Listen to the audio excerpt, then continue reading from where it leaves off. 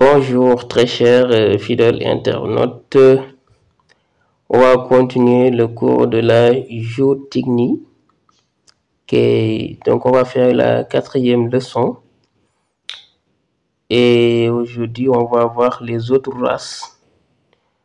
La première race qu'on va voir aujourd'hui c'est la race normande. La race normande elle est origine de la France. Donc Robopie Bringer, originaire de Normandie, France. Normandie est une ville qui se trouve en France. Donc la race normande est une race mixte, donc qui nous procure à la fois du lait et de la viande. Grand formant, les mâles mesurant en moyenne 1,5 m au garrot pour 1 tonne 100 kg et les femelles mesurant 1,42 m au garrot pour en moyenne 800 kg. La race normande est originaire de la France. Et voyez que le mâle est plus grand que la femelle. Alors, ce qu'il faut éviter, c'est de confondre la race normande à la race Holstein ou bien Montbéliarde, parce que ça peut être confusion, mais il faut savoir que la race normande se distingue au-delà donc de la couleur de la peau, au-delà de ça, mais des lunettes. C'est-à-dire au niveau des yeux, vous n'avez pas une coloration unique. Vous avez une lunette et le plus souvent une lunette noire. On est d'accord? Donc c'est ça qui va permettre de la différencier de la Holstein et des autres races, comme la Montbéliarde. On est d'accord? Voilà, donc il y a la seconde race qui est la Jersiaise. La Jersiaise, c'est une robe fauve originaire des Jersey. Donc elle est originaire de l'Angleterre. Donc petite taille, le poids peut aller de 300 kg, environ 17 litres par jour. On peut avoir 17 litres de lait par jour. Alors les races Jersiaises élevées en France peuvent donner jusqu'à 5000 kg du lait. Celles qui sont élevées en Angleterre, 6000 kg.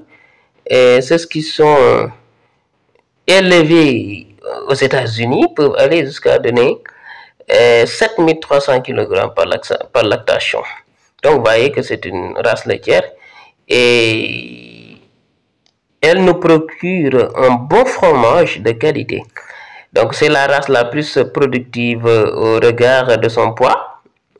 Si vous faites une comparaison de son poids et de la quantité de lait produite, vous voyez que vraiment c'est une race qui est une grande productrice parce que son poids ne dépassera pas les 350 kg. De plus, elle maintient une production élevée, même avec une alimentation médiocre. Et ça, c'est bon. Mais avec une alimentation médiocre, Jersiaise peut nous donner une production de lait élevée. Raison pour laquelle ici au Sénégal, on voit que vraiment c'est une race qui est de plus en plus importée ici au Sénégal.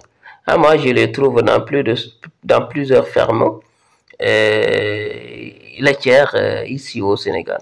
Et je vous ai tantôt dit que la qualité du lait, elle est vraiment formidable et nous procure du fromage de qualité.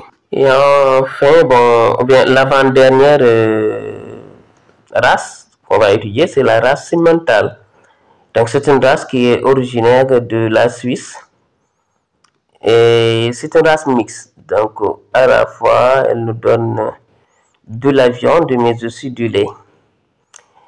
Et la hauteur du garrot au garrot ici est assez importante. Donc 1,40 m. Donc le poids moyen peut aller jusqu'à 1 tonne et nous donne aussi du beurre et du fromage. La production par lactation est de 5000 kg par lactation. Donc c'est une race vraiment qui donne à la fois du lait avec 5100 kg par lactation, mais aussi de la viande parce que peut peser jusqu'à 1 tonne. Alors la dernière race c'est le blanc bleu belge. Le blanc-bleu belge est originaire en Belgique, donc berceau de la race. Le blanc-bleu belge représente 50% du septel, soit environ 1 083 000 têtes. Race à viande, 70% de rendement carcasse, mais 95% de naissance par césarienne. Sa robe est généralement blanche avec des taches bleues, une robe blanche, mais des fois des taches bleues ou puis noires.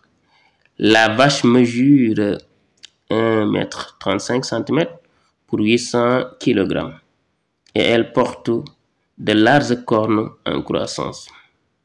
On est d'accord? Il y a de larges cornes qui sont en croissance. Le taureau mesure 1,45 m et dépasse souvent 1 tonne 300. Donc vous voyez que c'est une race d'embouche qui donne beaucoup de viande. On peut avoir plus d'1 tonne,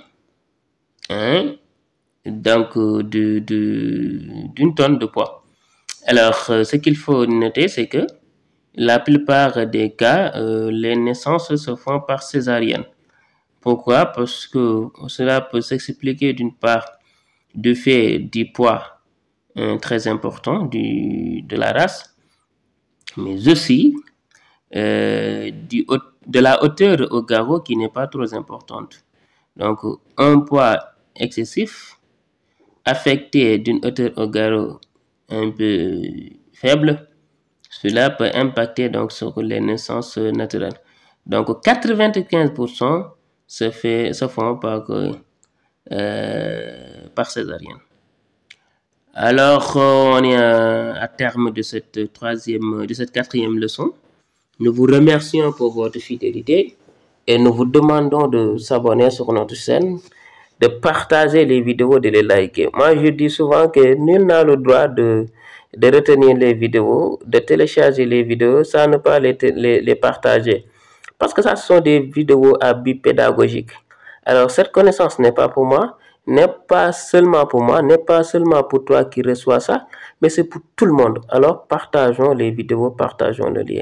Merci beaucoup.